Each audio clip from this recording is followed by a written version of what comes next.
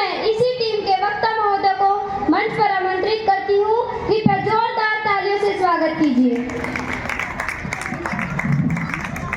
परम सम्माननीय काका जी स्वर्गीय श्री संदीप जी की पुण्य स्मृति में आयोजित उत्तर भारतीय भाषण प्रतियोगिता में उपस्थित आदरणीय अतिथि महोदय, गुरुजनों एवं अभिभावकों को सादर प्रणाम करते हुए मैं प्रतिष्ठा शर्मा सीधे अपने विषय पर आती हूँ।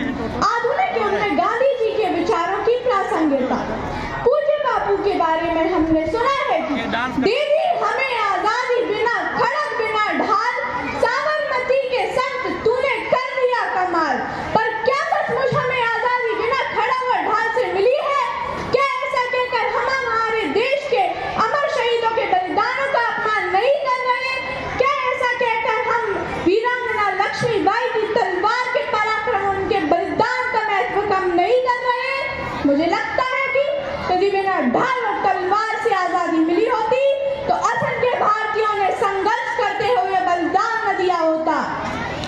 भगत सिंह, राजगुरु, सुखदेव तात्या पे फांसी पर न चढ़े होते और बिना ढाल और तलवार यदि आजादी मिली होती तो जलियांवाला बाग हत्याकांड के दोषी को लंदन जाकर मौत के घाट उतारने वाले भारत माता के वीर सपूत ऊधम सिंह के शौर्य की कहानी झूठी होती। पर ये सब सच है। ये सच है कि हमने आजादी अपने शौर्य और पराक्रम के बलबूते प्राप्त की है। ये सच है कि भारत माता की आजादी के लिए हमारे देश के शूरवीरों ने अंग्रेजी हुकूमत के दांत खट्टे कर दिए थे। और ये सच है कि अपना अधिकार पाने के लिए हर व्यक्ति को संघर्ष करना पड़ता है। और ये सच 100-200 वर्ष पुराना नहीं बल्कि युगों से यही रीत चली आ रही है। विनय न मानत जलधि जड़, गए 3 दिन बीत, बोले राम सकोप तब, भय बिन होई न प्रीत। त्रेता युग में स्वयं भगवान श्री राम ने पराक्रम से प्रीति की बात सिखाई। यदा यदा हि धर्मस्य ग्लानिर्भवति भारत, अभ्युत्थानम् अधर्मस्य तदात्मानं सृजाम्यहम्, परित्राणाय साधूनां विनाशाय च दुष्कृतां, धर्म संस्थापनार्थाय संभवामि युगे युगे। द्वापर युग में भगवान श्री कृष्ण ने पांडवों के माध्यम से कुरुक्षेत्र में युद्ध का मार्ग बताया। सत्ता के अहंकार में मदमस्त धनानंद को शौर्य और पराक्रम से ही चंद्रगुप्त और चाणक्य ने परास्त कर शांति की स्थापना की थी। दिनकर जी ने कहा है, सहनशीलता क्षमा दया को तभी पूजता जग है, बल का दर्प चमकता उसके पीछे जब जगमग है।